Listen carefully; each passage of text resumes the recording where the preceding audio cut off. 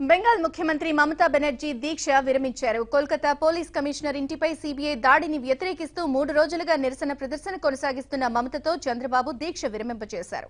ఇక్కడ దీక్ష విరమించి ఢిల్లీలో పోరాటం కొనసాగిద్దామంటూ చంద్రబాబు కోరడంతో అందుకు మమత సమ్మతించారు.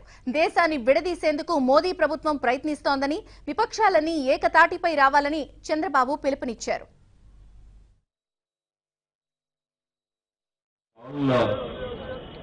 By speaking to all leaders, there is a consensus.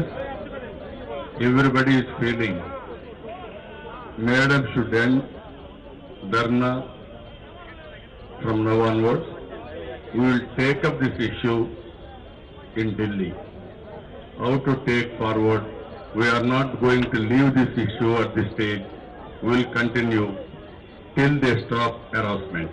That is our decision. On behalf of all political parties, 23 political parties, I am requesting Madam to withdraw our dharna, and also media is here. We have joined all political parties to protest against NDA government, to save this great nation, to save democratic institutions, and also we wanted to unite India. They wanted to divide India. We wanted to unite India, and also we wanted to work for cooperative federalism. With all of you will agree, loudly you have to say, yes, Madam has to withdraw Dharna. If you raise your hands in support of this.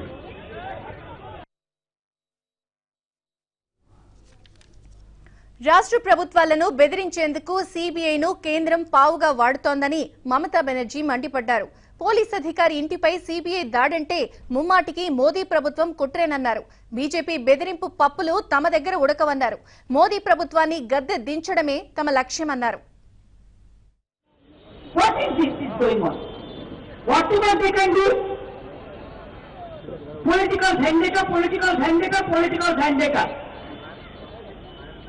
They want to control all the agencies, including state agencies also. Tell them to resign from Delhi. Prime Minister will resign from Delhi and go back to Gujarat if people elect you. If you are elected by the people, Gujarat will go there. If you see that you have to acquire the state administration also, what is this is going on? Only Modi will stay and all will go out from the country. Only he is a Swadeshi and all are foreigners. What do you think?